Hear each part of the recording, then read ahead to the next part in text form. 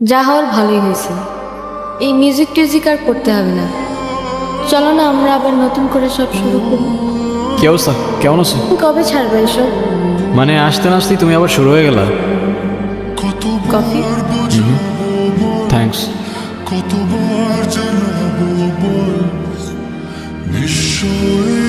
কি ভাবছো? তারা? হ্যাঁ। কি ভাবতেছো? না কিছু না।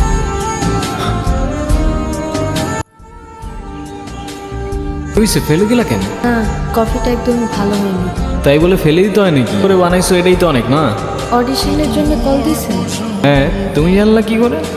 সেটা জানি না। তুমি যাও, আমি বাসায় চলে যাব। না, যাবো না, বাদ দিয়ে দিব। কি বাদ দিয়ে দিবা? এতদিন যে সুযোগটার জন্য ওয়েট করেছিলে সেটা তোমার সামনে, আর তুমি যাবে না? না, তুমি ঠিক বলছিলে, প্র্যাকটিক্যাল হওয়া উচিত আমার। জীবনটা তো আর কোনো রূপকথার গল্প না, তাই না? তাহলে আমি আবার বলছি, আমি ভুলছিলাম। আর আমি বলতেছি তুমি এখনই যাবা। কিন্তু না, আর কোনো কথা না। আমি বলছি যাবা তো যাবা, আর ভালো মতো অডিশনটা দিবা। তারপর মিষ্টি নিয়ে আমার সাথে দেখা করতে আসবা। এর আগে কোনো কথা না। যাও যাও যাও যাও যাও। আচ্ছা আচ্ছা, যাচ্ছি।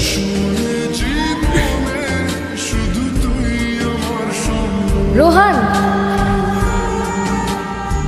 তুমি আমার রূপকথার রাজপুত্র হবা।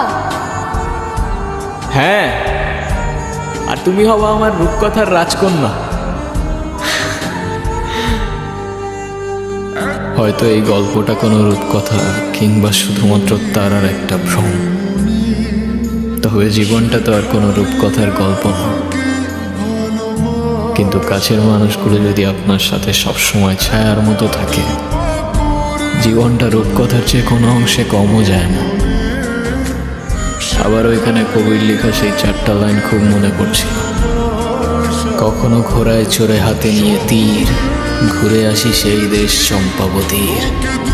এইখানে আমাদের মানা কিছু নাই, তাই নিজেদের খুশি মতো কাহিনী বানাই।